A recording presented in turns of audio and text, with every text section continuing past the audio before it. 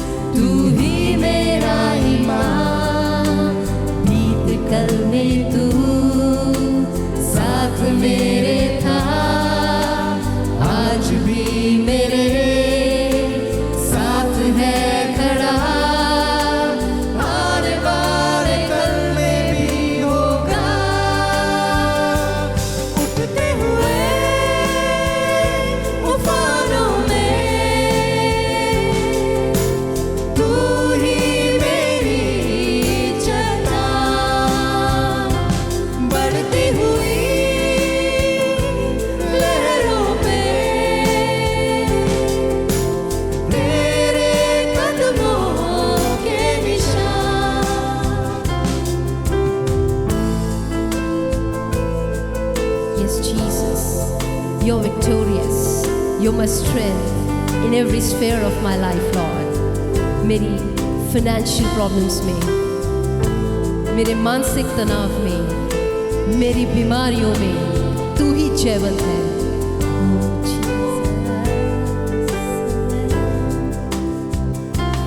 बीमारियों में तू कहता है उठ जा, यहोवा राफा, तू ही मेरी शिफा। बीमारियों में मैं, तू कहता है उठ जा, यहोवा राफा, तू ही मेरी शिफा। बीत कल में तू साथ मेरे था, आज भी मेरे साथ है खड़ा, आने वाले कल में भी होगा।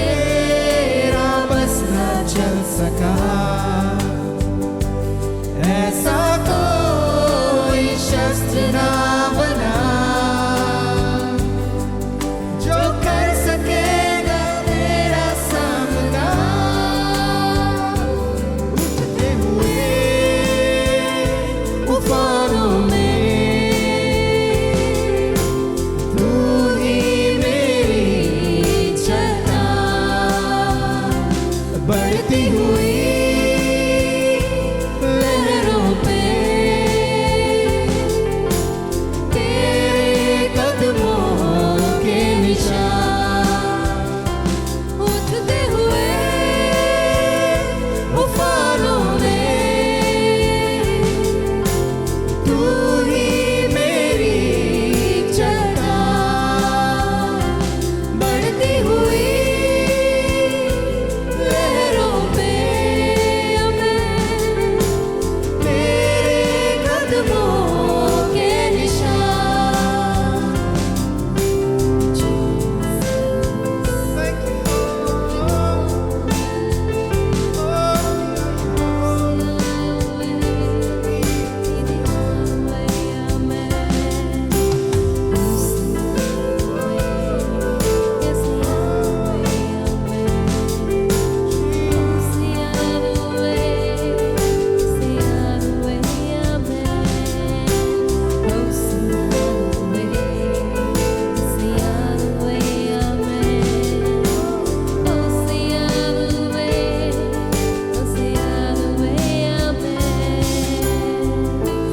Thank you, Jesus.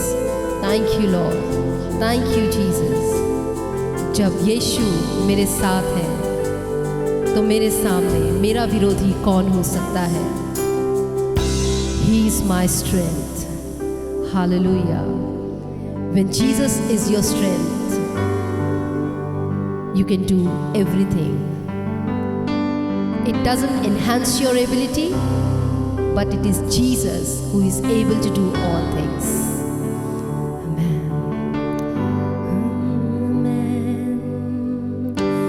So whenever you feel weak, whenever you feel depressed, just remember one thing: Jesus' explosive power infuses in you. Let's sing the song, "You Are My Strength," and worship the Almighty. Amen.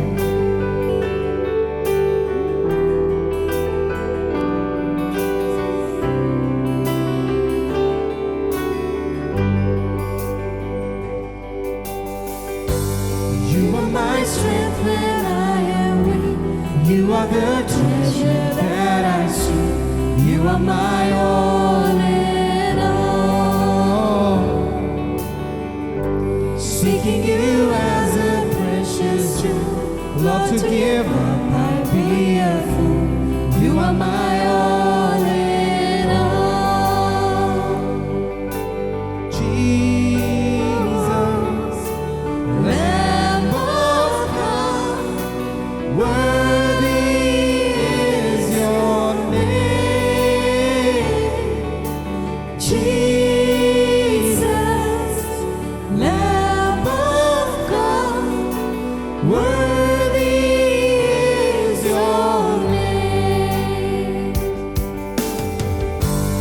You are my strength when I am weak. You are the treasure that I seek. You are my all in all. Seeking you as a precious gem, Lord, to give up I'd be a fool. You are my all in all. Jesus, Lamb of God, worthy is your name. Jesus, Lamb of God, worthy is your name. Taking my sin, my cross, my shame, rising again, I bless your name. You are my all in all. When I fall down, you pick me up. When I am dry, you fill my cup. You are my all in all. Taking my sin, my cross, my shame, rising again, I bless your name. You are my all in all. When I fall down, you pick me up. When I am dry, you fill my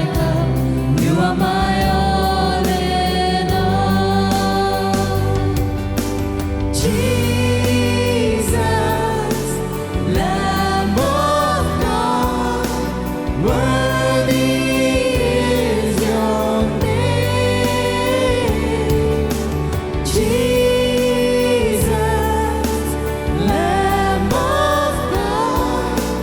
Worthy is your name.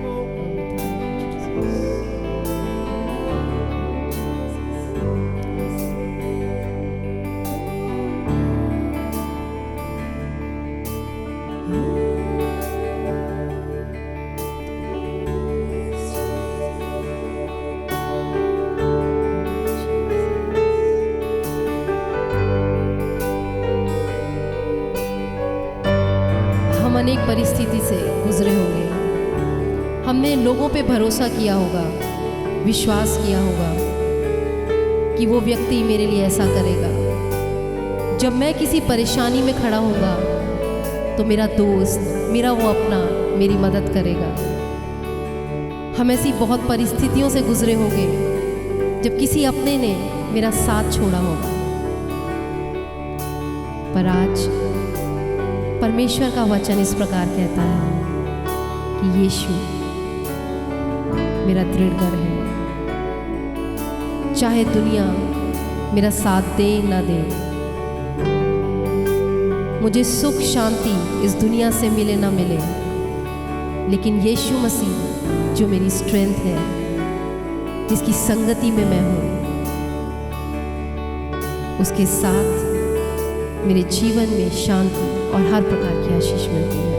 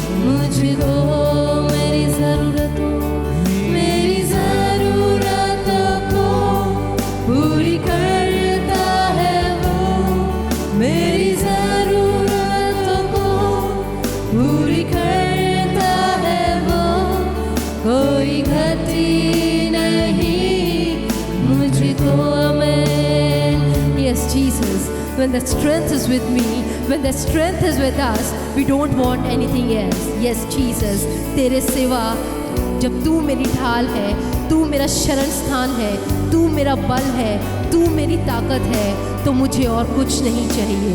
जब तू चले तो मैं चलूं, और कुछ नहीं चाहिए यीशु मुझे। Jesus, yes, Jesus. Jesus. I don't need anything else. I don't need anything else, Father. Nothing else, Jesus.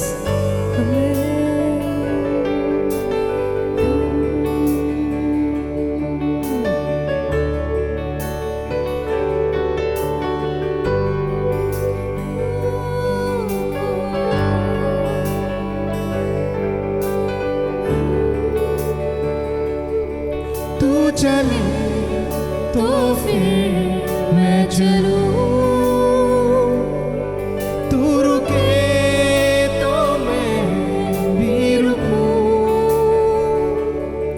तू कहे वही मैं सुनूं,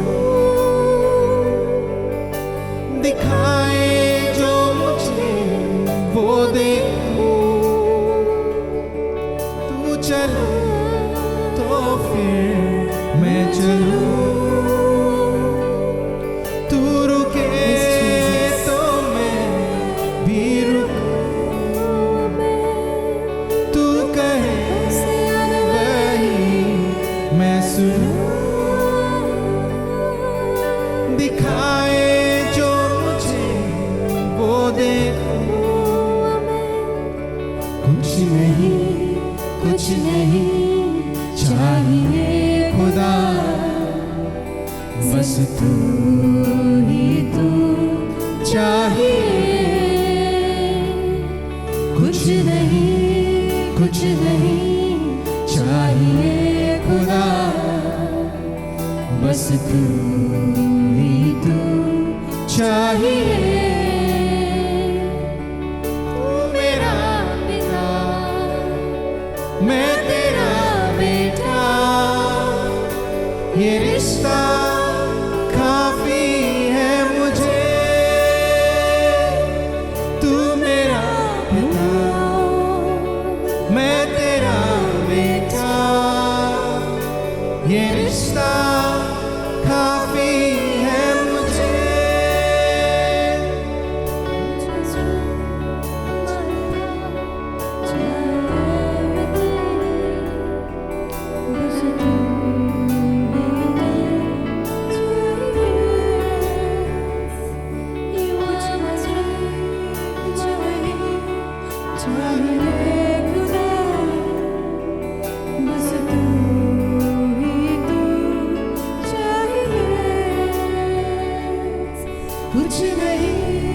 कुछ नहीं चाहिए खुदा, बस तू ही तू चाहिए, कुछ नहीं चाहिए खुदा, बस तू ही तू चाहिए, सिर्फ तू ही तू चाहिए, सिर्फ तू ही तू चाहिए, सिर्फ तू ही तू चाहिए, मेरे यीशु, सिर्फ तू ही तू चाहिए,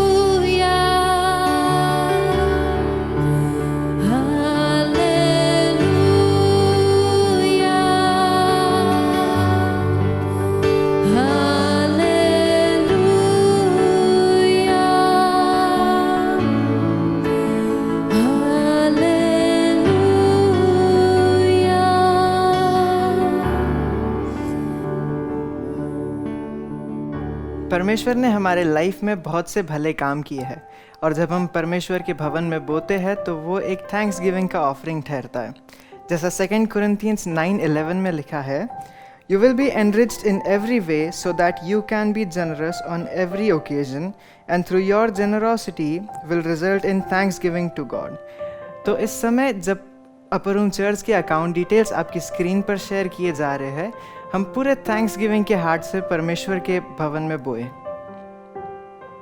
praise the Lord.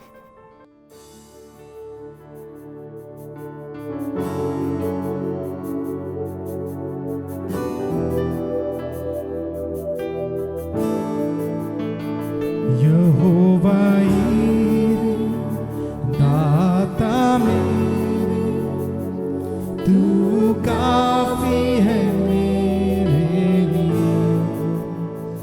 Jehovah Rafa, तू करता चंगा, मेरी चंगाई तेरे घाव से।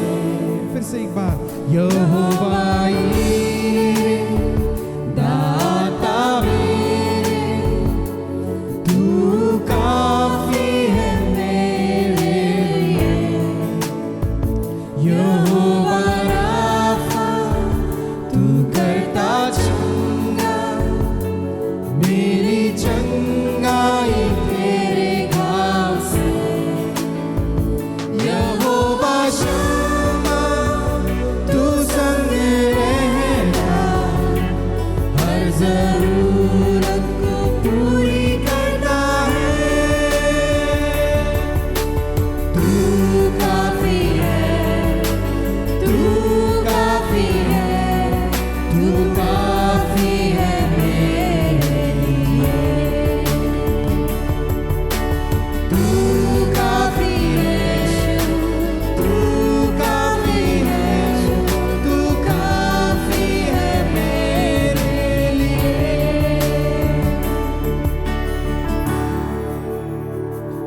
हमारा सृजनहार अपने वचन से सब कुछ रच देता है। यहोवा एलोहिम, सृजनहार, सब रचा है वचन से। यहोवा एलियोन, तू सर्वशक्तिमान,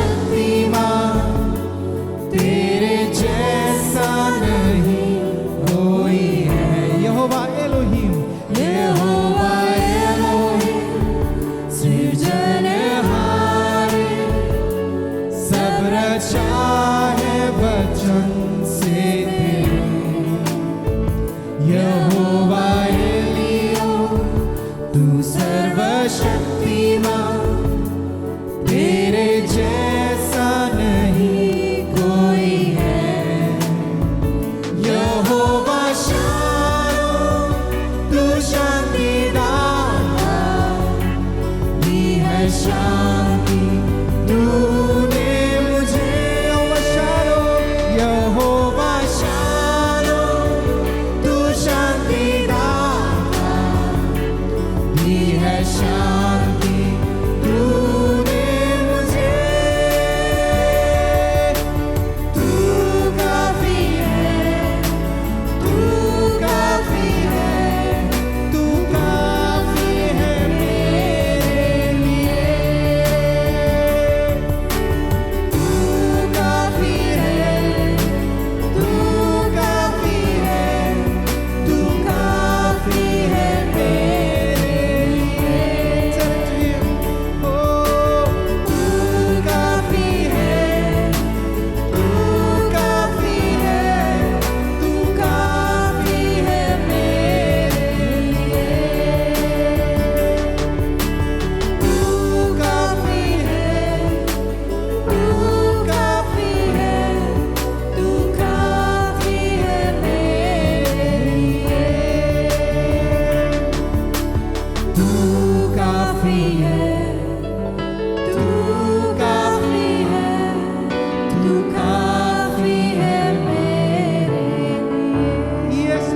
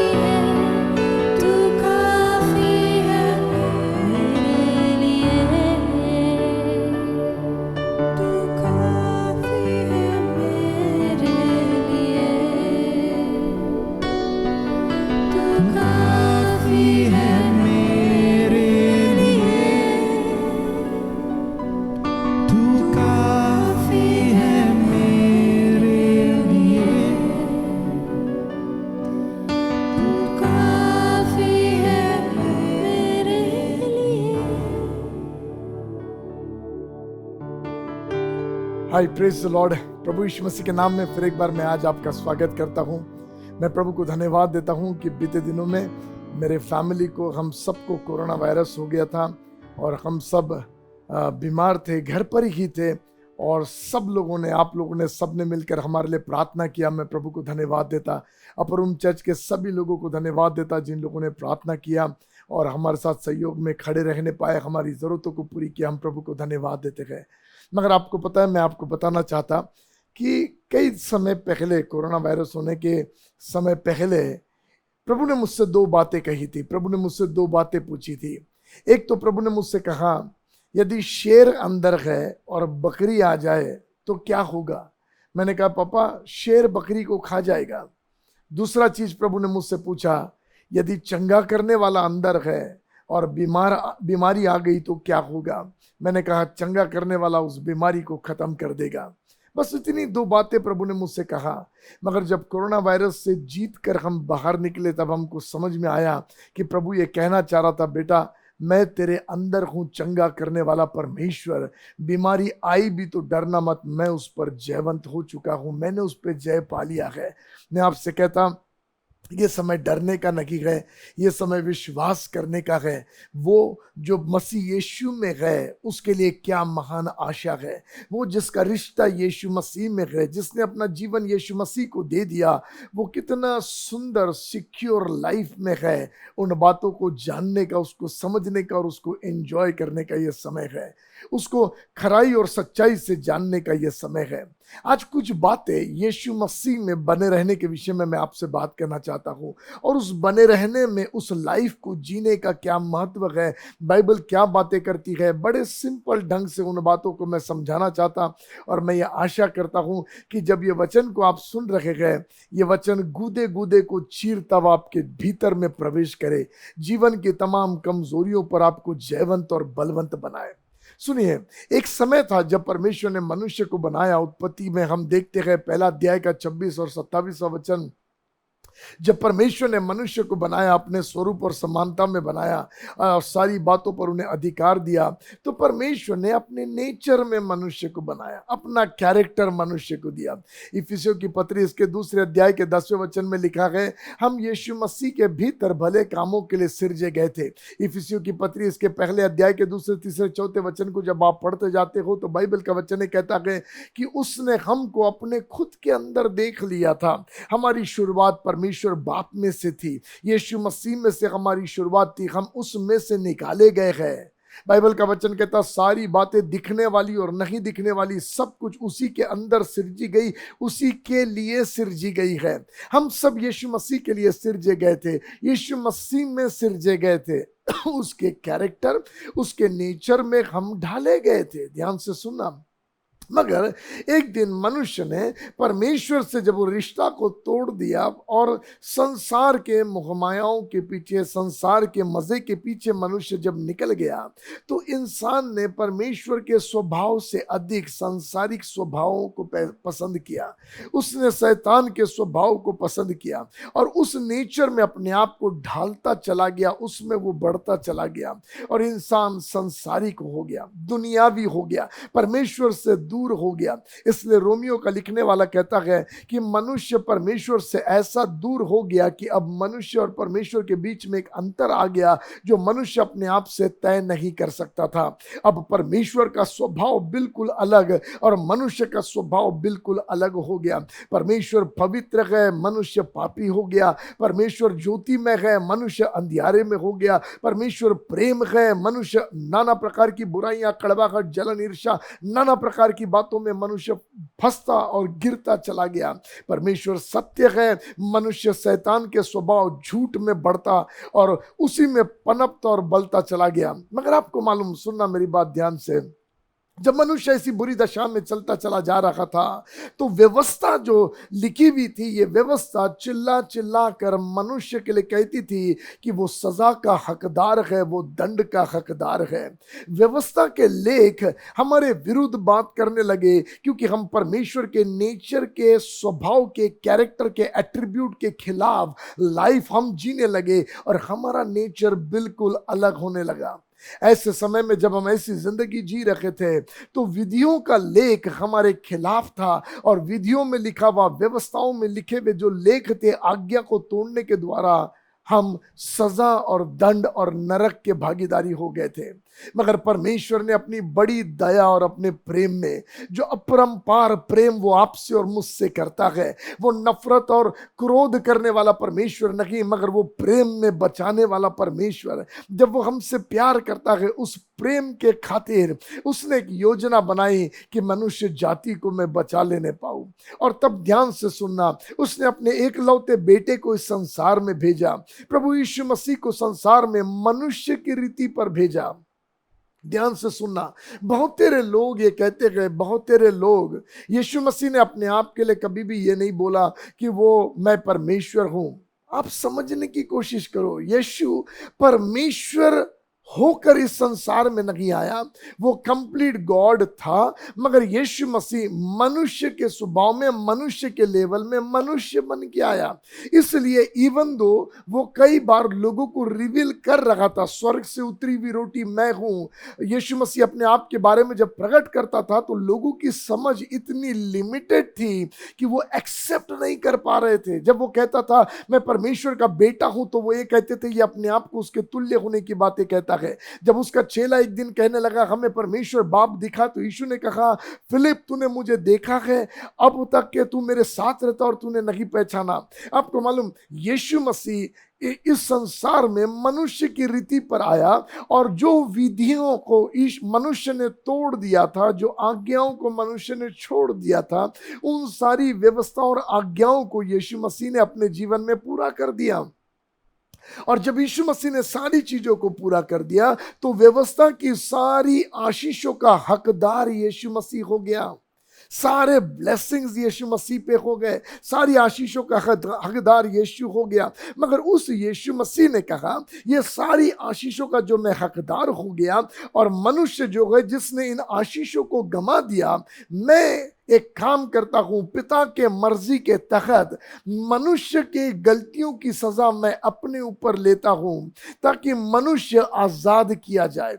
परमेश्वर ने इस योजना को बनाया, पुत्र में यीशु मसीह के मंजूरी में एक योजना ब्यूटीफुल रीति से पूरी हुई, और वो योजना आपके मेरे बचाने की योजना थी। ध्यान से सुनो, मैं आपको कहीं ले जा रहा हूं। ये बातें हमने कई बार सुनी है, मगर मैं आपको कुछ बताते हुए लेकर जा रहा हूं। ध्यान से सुनो, यीशु मसीह में पूरा हो गया, और यीशु मसीह ने मेरे दंडों को अपने ऊपर ले लिया। उस वो निर्दोष होने के बावजूद भी दोषी होने वाले के दंड को अपने ऊपर ले लिया, मेरी सजा उसने अपने ऊपर ले लिया और मुझे निर्दोष करार दे दिया। जब मैं दोषी ठहरता था, जब मेरे जीवन पर दोष था, तो नरक का हकदार था और न्याय का दिन मेरे लिए डरावना और भयानक था। मगर यीशु मसीह के बलिदान में मेरे लिए लिखी हुई विधियों के लेख, सारी चीजों को यीशु ने मिटा दिया। और जब यीशु मसीह ने सारी चीजों को मिटाकर अपने लहू से धोकर मुझे शुद्ध और पवित्र कर दिया, ध्यान से सुनना, शुद्ध और पवित्र कर दिया, मेरे लिए कीमत चुका दिया, सारा इलाज कर दिया, तब वचन कहता वो पिता के दाहिने हाथ पर जाकर बैठ गया। वचन कहता इस यीशु मसीह के बारे में, वचन कहता है सारी बातों के ऊपर उसे शिरोमणि करके ठहरा कर बैठा दिया गया। वचन कहता आकाश में, पृथ्वी पर और पृथ्वी के नीचे सारी बातों के ऊपर यीशु को अधिकार दे दिया गया है। और वो यीशु जो सारी बातों के ऊपर शिरोमणि करके ठहरा दिया गया, वचन उस यीशु के बारे में और भी ब्यूटीफुल बातें कहती है। मगर ध्यान से सुनो, हम जाएंगे उसमें। सुनो, जब यीशु मसीह को ये सारी चीजों में ठहरा दिया, अधिकार, प्रिंसिपैलिटी, सारी चीजें उसके पैरों के नीचे, उसके कदमों के नीचे कर दिया, तब जब उसको कर दिया, तब उसने मनुष्य की ओर देखा। सुनो, और जब मनुष्य की ओर देखा तो मनुष्य को नंबर 1 उसने दंड से छुड़ा दिया अपने बलिदान के द्वारा। इसलिए रोमियो की पत्री 8वें अध्याय के पहले वचन में लिखा है, अब जो यीशु मसीह में है उन पर दंड की आज्ञा नहीं है। सफन्या इसके 3 अध्याय के 14-15 वचन में हम देखते हैं, जय जयकार कर, आनंद कर, ऊंचे स्वर से गा, क्योंकि यहोवा ने तेरा दंड दूर कर दिया। कैसे दंड दूर किया? एक लौते बेटे का बलिदान देकर हमें छुड़ा लिया। ओके, यहां तक हमें पता है, मगर सुनो मेरी बात ध्यान से। अब जब मैं मोसेस को, आपको, हम मनुष्य जाति को पापों से, अधर्म, अपराध, बुरे जिंदगी से हमें बचा लिया, न्याय का हिसाब चुका दिया, सारी चीजें क्लीन कर दिया, तो हमें फिर संसार में छोड़ नहीं दिया कि फिर हम संसार की रीति पर जिए, संसार की बातों को करते रहे। मगर ये यीशु जिसको सारी बातों के ऊपर शिरोमणि करके ठहरा दिया, ये यीशु जिसको सारी बातों पर अधिकार दे दिया, इस यीशु मसीह के साथ जोड़ दिया। यहां से ब्यूटीफुल स्टोरी बिगिन होती है। यीशु के साथ जोड़ दिया। कैसे जोड़ दिया? कुछ बातों को हम देखते हुए पढ़ेंगे। आप पढ़ेंगे मेरे साथ में इफिसियों की पत्री 2 अध्याय का 13 वचन। इफिसियों की पत्री 2 अध्याय का 13 वचन, और हम और भी वचनों को देखते हुए आगे बढ़ते जाएंगे। मैं चाहता आप ध्यान से सुनते हुए मेरे साथ में बने रहे। देखो बाइबल का वचन क्या कहता है। 2 अध्याय 13 वचन। पर अब मसीह यीशु में तुम जो पहले दूर थे, मसीह के लहू के द्वारा निकट हो गए हो। मसीह के लहू के द्वारा तुम करीब लाए गए हो। तुम जो दूर थे अब वो करीब लाए गए हो। ना सुनना, परमेश्वर बाप ने करीब लेकर आया। यीशु मसीह के लहू के द्वारा हमें करीब लेके आया। और क्या किया मालूम? बाइबल का वचन कहता है यीशु मसीह को सर बना दिया और हमको देह बना दिया। कुलुसियों की पत्री 1 अध्याय का 18 वचन हम पढ़ेंगे हमारे विषय में। कुलुसियों की पत्री 1 अध्याय 18 वचन क्या बात करता है, आप हम पढ़ेंगे, आप ध्यान से सुनिए। वही देह अर्थात कलीसिया का सिर है। वही यीशु मसीह के लिए लिखा है, वही देह अर्थात कलीसिया, वो जो यीशु के लहू से धुल गए, वो जो उसके मारे जाने, गाड़े जाने और जी उठने के अनुभव को जिन्होंने पा लिया है, जिन्होंने अपना जीवन यीशु को पूर्ण रीति से सौंप दिया है, उन लोगों के लिए बाइबल का वचन कहता मसीह की देह है। वो लोग यीशु मसीह की देह है। आपके और मेरे विषय में कहता है हम यीशु की देह है और यीशु उसका सर है।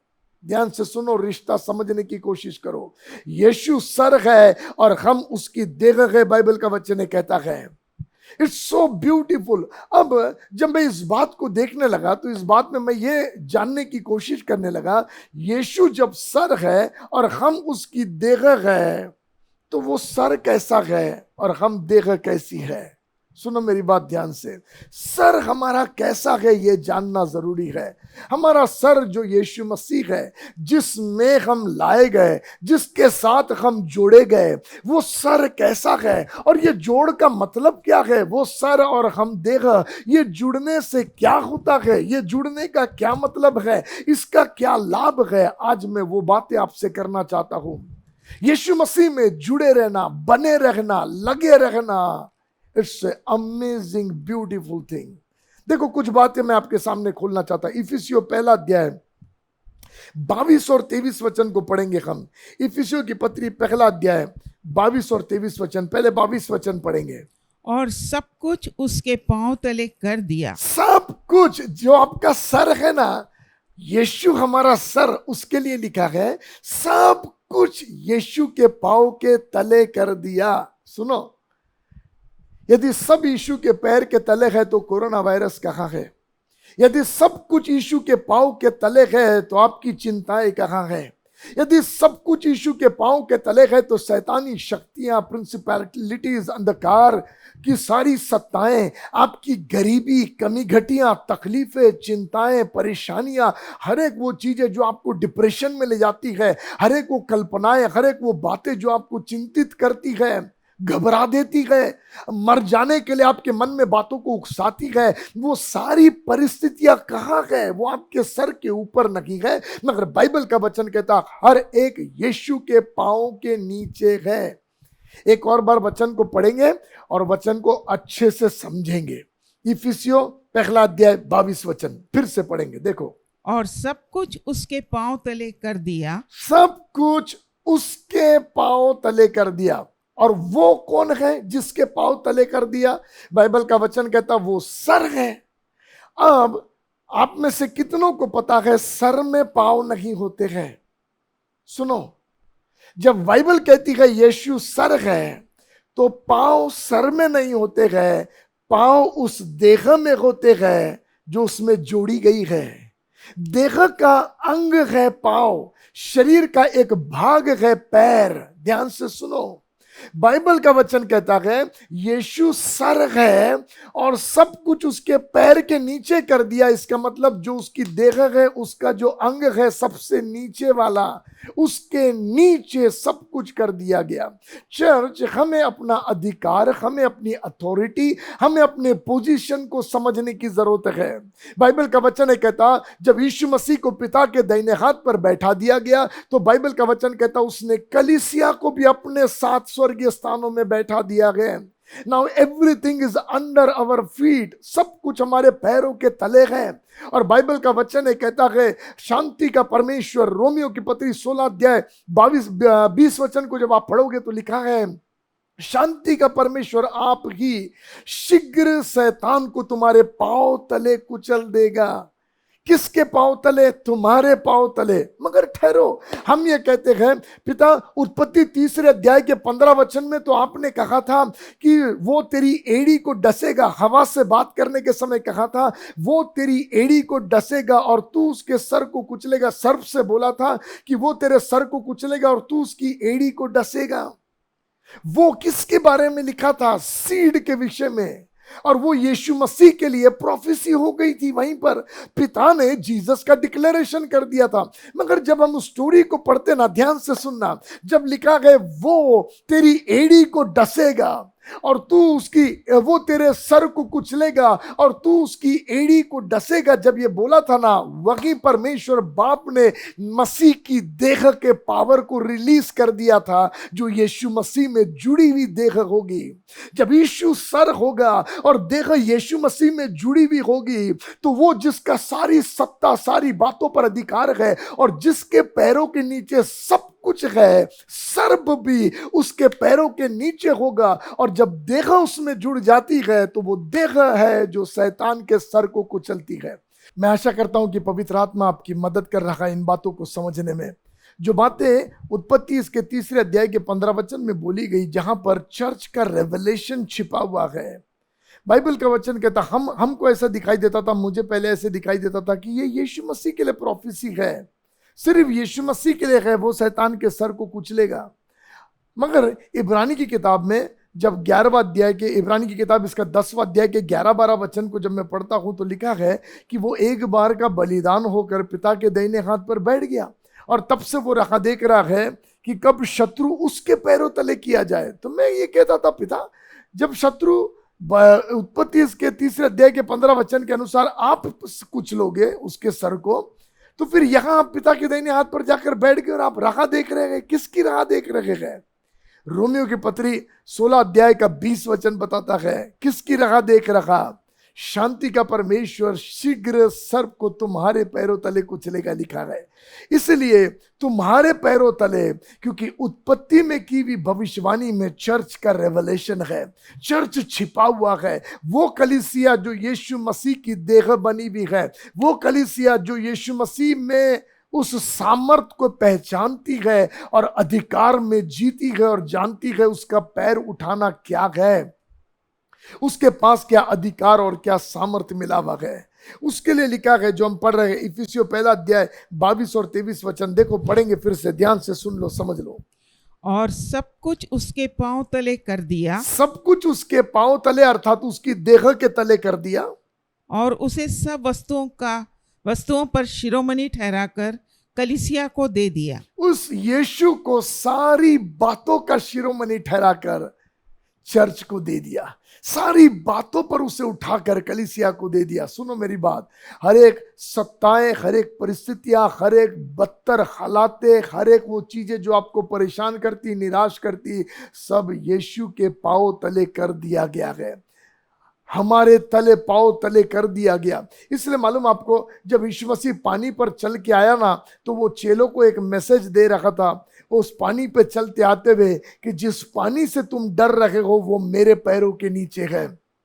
और जब यीशु मसीह ने पतरस को आवाज दिया कि तू भी पानी पर चल के आ, तो पतरस में वो कलीसिया को आवाज दे रहा है, जो कलीसिया डर कर जीवन जी रही है, परिस्थितियों के मारे घबराहट में जीवन जी रही है, उसको आवाज देकर कह रहा, सुन, जब जो पानी मेरे पैरों के नीचे है, पतरस तू आ जा, वही पानी आज तेरे पैरों के नीचे भी होगा। इसका मतलब यीशु मसीह कह रहा, सुन मेरी दुल्हन, मेरे बेटे, मेरी कलीसिया, मेरी देह, जब तू आ जाए, मुझ में बना रहे, तो जो परिस्थितियां, जो बातें मेरे पैरों तले है, वो तेरे भी पैरों के तले हो जाएगी।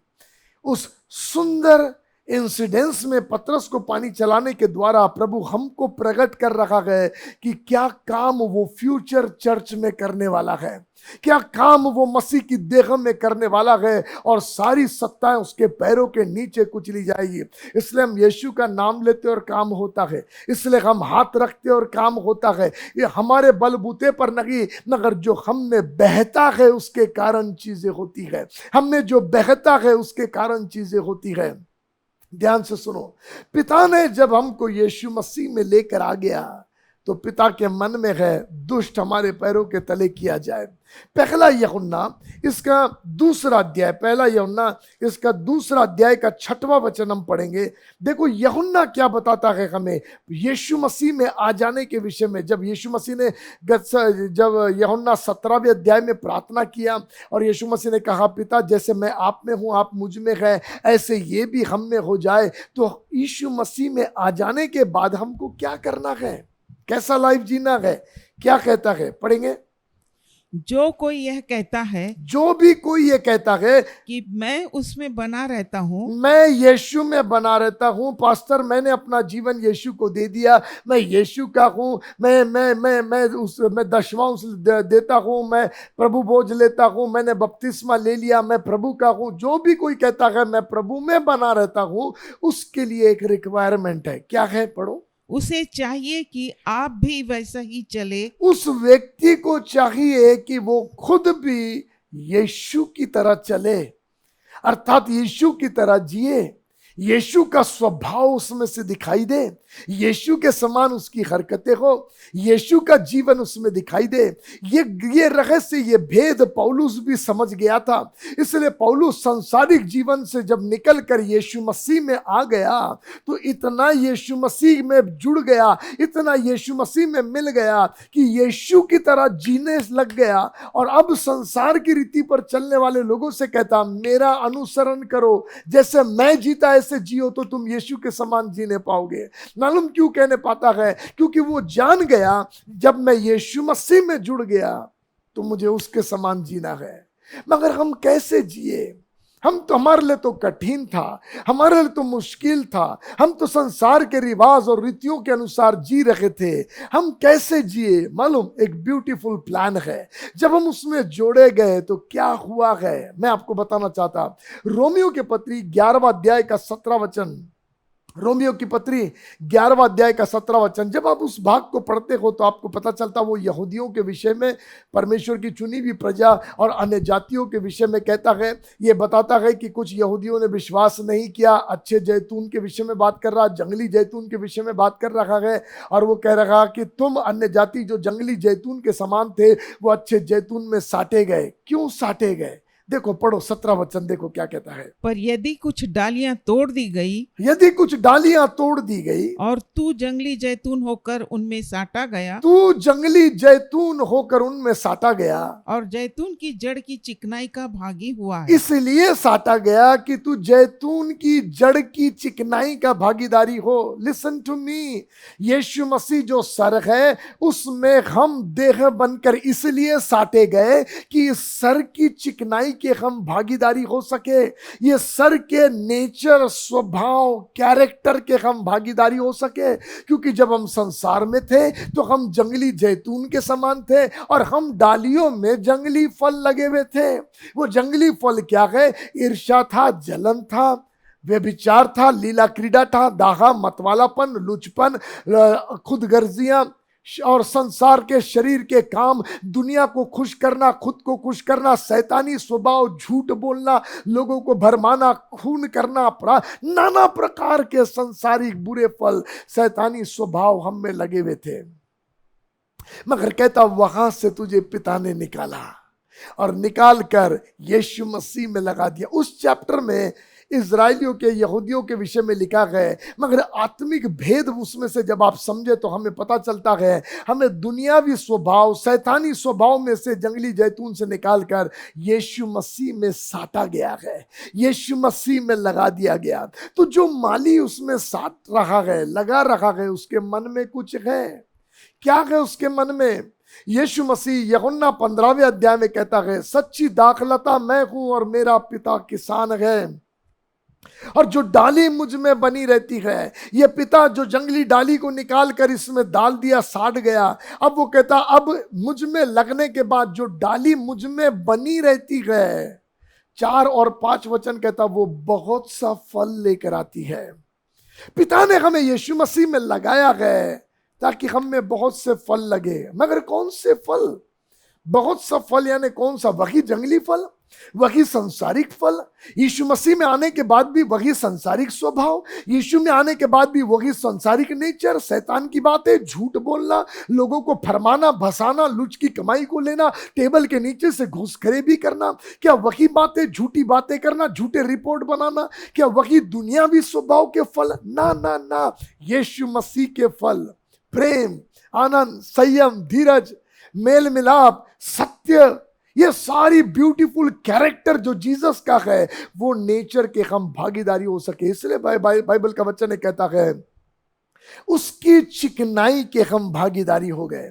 क्या कभी आपने उस वचन की ओर ठहर कर सोचने की कोशिश की, वो क्या चिकनाई है जो जड़ में से निकल कर मुझ में आती है, जो मेरी पहचान को बदल देती है? आपको मालूम, जब ये डाली जंगली जैतून में थी ना, तो वो जंगली जैतून के चिकनाई की भागीदारी थी, इसलिए उसमें फल जंगली जैतून के लगते थे। डाली अपने आप से कुछ नहीं कर सकती थी उस हाल में, क्योंकि वो जुड़ी भी थी जंगली चिकनाई से।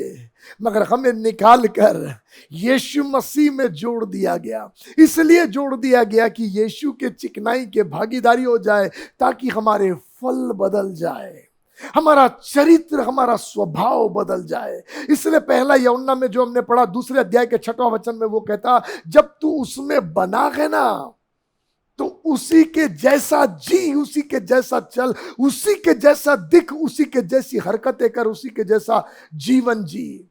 और मैं आपको बताऊं, आज बहुत से दुख की बात यह है, हम घमंड से ये तो कहते हैं हमने अपना जीवन यीशु को दिया है, मगर फल कई बार कुछ और दिखाई देते हैं। हम उन जंगली स्वभावों को छोड़ना नहीं चाहते।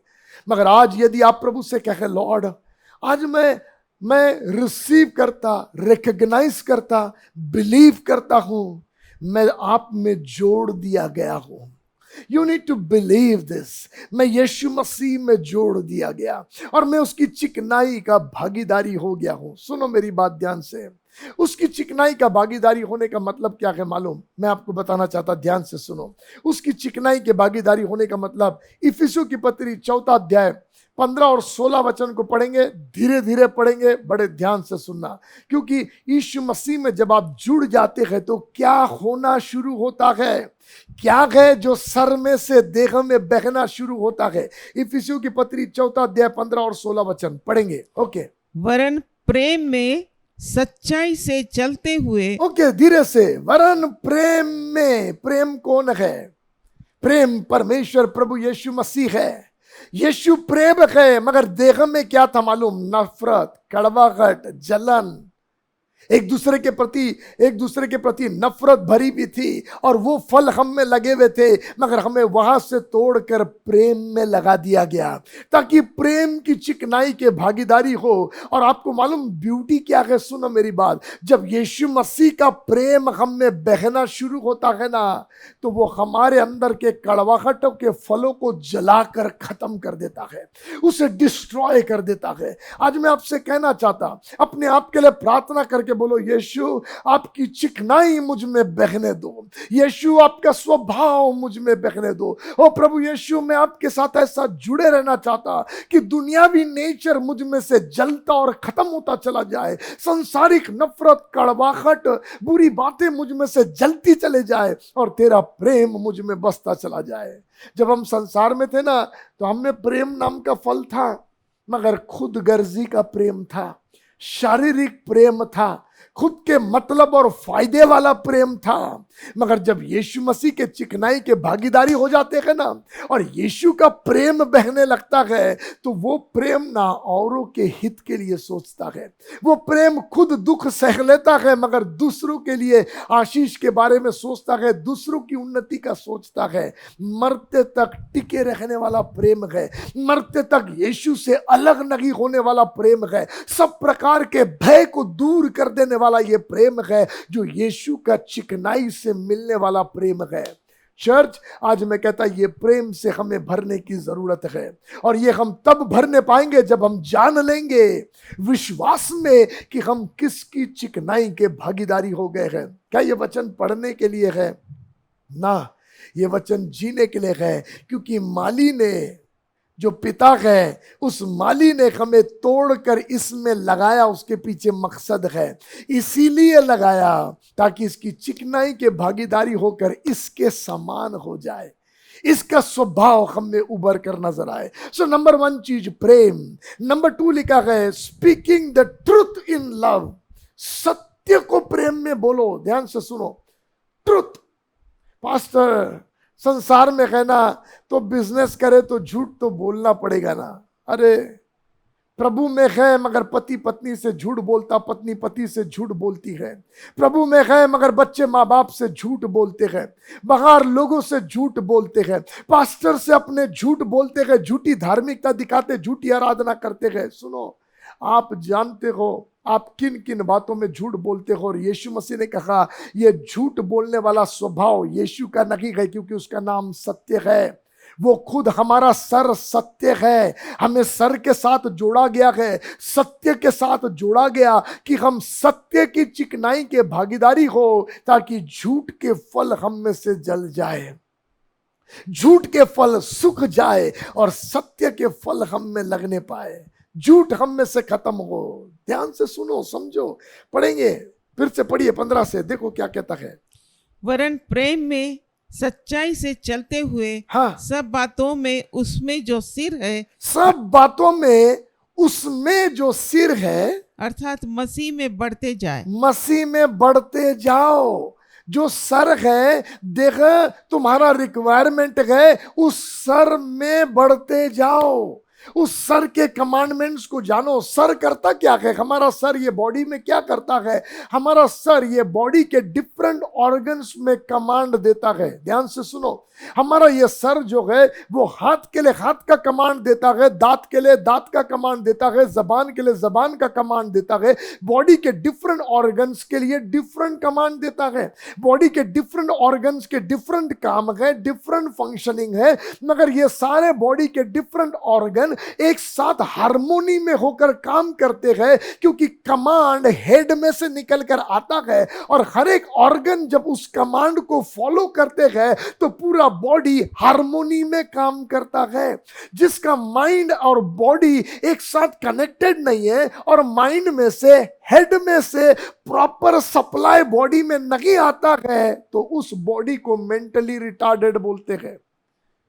उसका हाथ यूं होगा, उसके एक्शन यूं होंगे, मुंह से लार गिरेगा, पता नहीं चलेगा। मालूम क्यों? क्योंकि हेड और बॉडी का कनेक्शन बराबर नहीं रहे। मगर सुनो, मैं आपको कुछ बताना चाह रहा हूं, यीशु मसीह हमारा ऐसा नहीं है। वो सर्वव्यापी सामर्थी, वो सारी बातों में शिरोमणि, सारी बातों में वो महान पराक्रमी है, सत्य है, प्रेम से भरा हुआ है, शांति से भरा, तेजोमय परमेश्वर है, पवित्र है, करुणामय है। वो परमेश्वर, उसमें हम जोड़े गए, उसकी चिकनाई के भागीदारी बने हैं, और हम सब जब उसके अलग अलग अंग है, हम उससे मिलने वाले कमांड को जब फॉलो करके फंक्शन करते हैं ना, तो हम सब एक दूसरे के साथ हार्मोनी में वर्क करते हैं।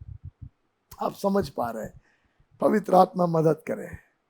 मगर जब हाथ का कनेक्शन इसके साथ में बराबर नहीं होने लगता, वो नसें सूखने लगती है और बराबर नहीं होता तो हाथ बराबर काम नहीं करता है। यदि आग की एक पलकों का कनेक्शन बराबर ना हो तो ये आग की पलकें बराबर काम करना काम नहीं करती है, इम्बैलेंस हो जाता है।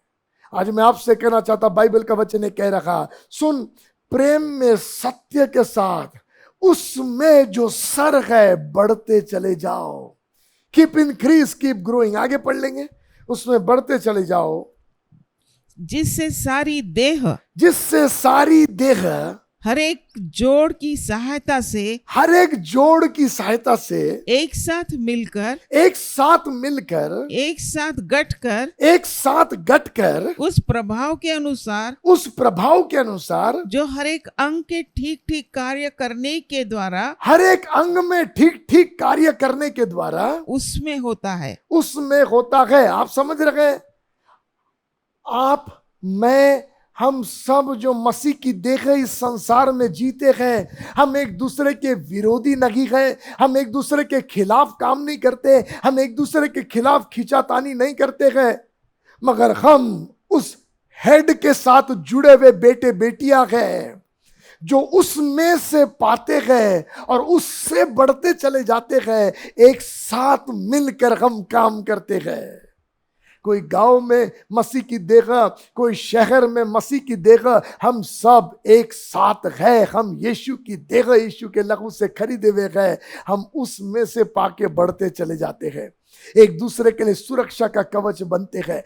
मजबूत यहाँ की हड्डियां हार्ट को संभाल के रखती है, अंदरूनी ऑर्गन्स को संभाल के रखती है, मजबूत दांत जबान को अंदर संभाल के रखते हैं। मैं आपसे कहना चाहता, समझने की कोशिश करो, अपने पार्ट को मसीह के देह में समझने की कोशिश करो, आपका रोल क्या है, और वो समझने के द्वारा उससे कनेक्शन को पाकर अपने रोल में बढ़ते जाओ।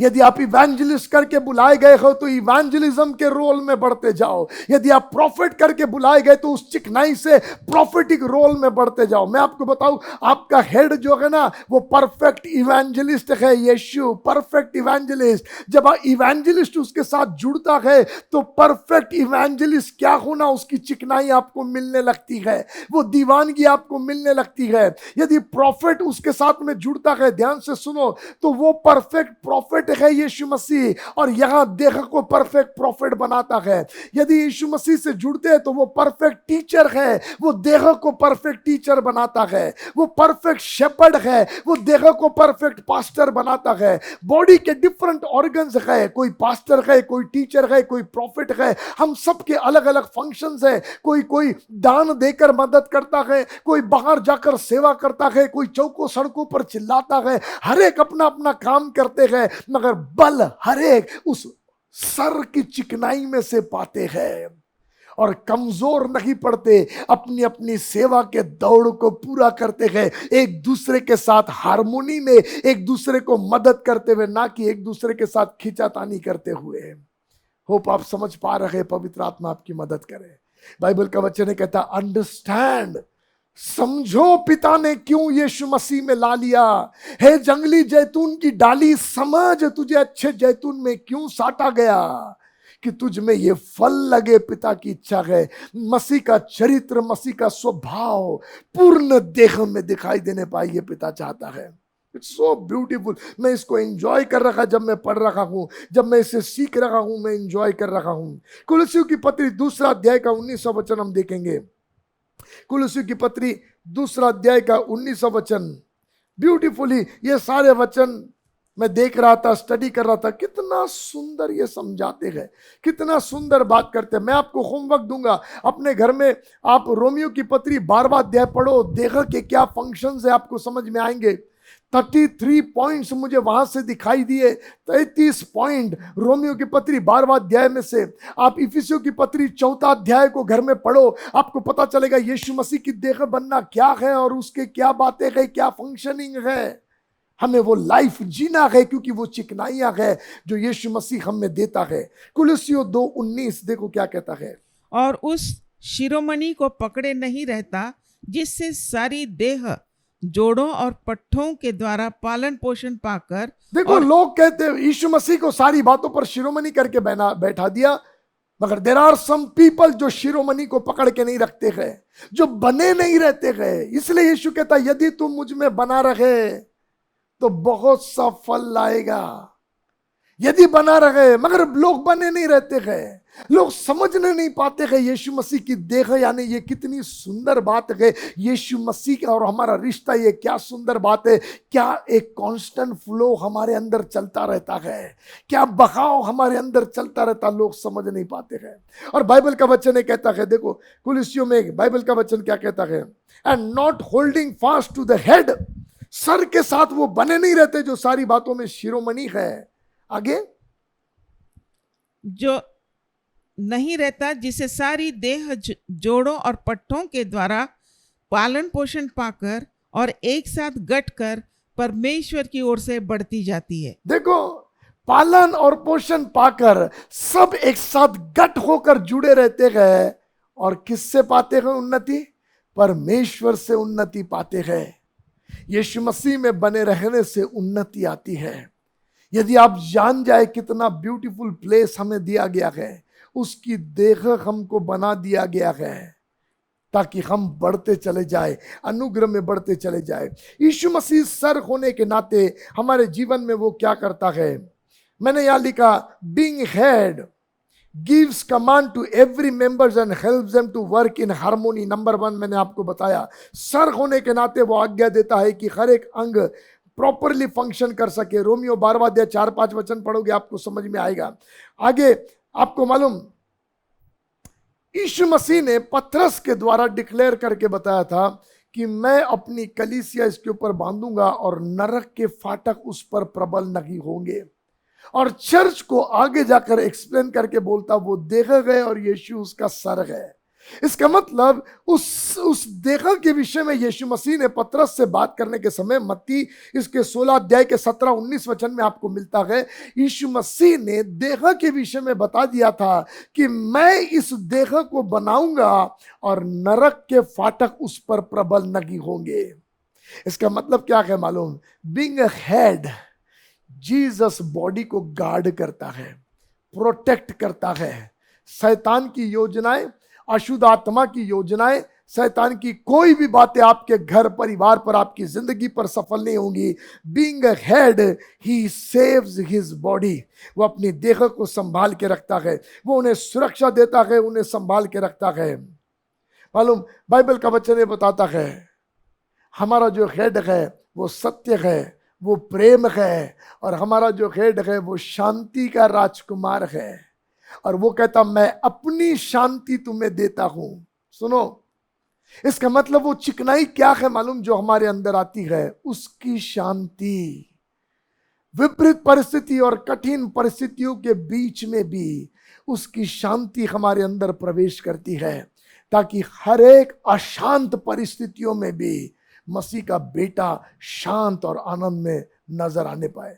प्यारों, मैं आपको इनकरेज करना चाहता है, इस सब्जेक्ट पर आप स्टडी करें और यीशु से प्रार्थना करें कि लॉर्ड, तेरी चिकनाई का भागीदारी होकर तेरे स्वभाव में मैं बढ़ता चला जाऊं। मुझे ये अनुग्रह दो पिताजी, मुझे ये लाइफ चाहिए पिता। सारे फल संसारिक निकल जाए और आत्मा के फल मुझ में उभरते और बढ़ते चले जाए। आइए हम प्रार्थना करेंगे। प्रेमी पिताजी, जो आपने मुझे दिया मैंने आपके बच्चों को दे दिया पिता, ताकि चर्च ये जान सके वो मसीह की देह है और देह के फलों में वो जी सके।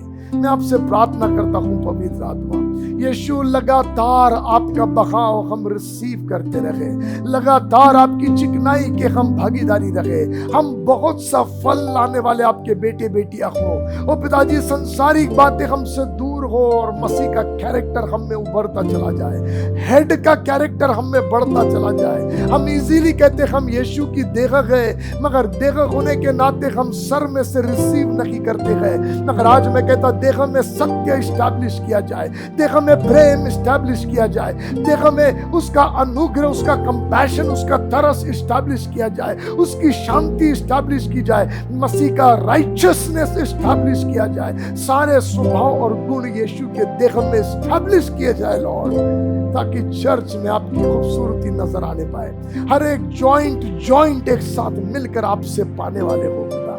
ये प्रार्थना यीशु आपके नाम से मैं मांगता हूँ, आमीन आमीन। इस वचन के द्वारा प्रभु आपको आशीष दे और उसके देह होने के लाभ में आपको बढ़ाता लेकर चले।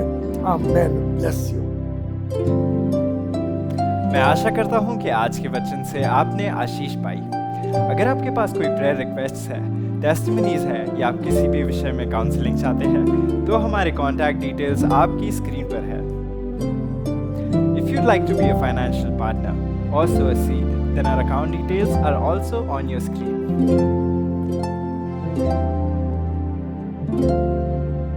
मैं आपको याद दिलाना चाहूँगा कि every Thursday and every Saturday Shubh Sandesh TV channel पर वॉकिंग ऑन द वे नाम से हमारा शो आता है। उसे ज़रूर देखिए और अपने फ्रेंड्स एंड फैमिली को भी बताएं। अगले संडे आपसे फिर मुलाकात होगी। Till then, stay blessed and stay safe. Bye.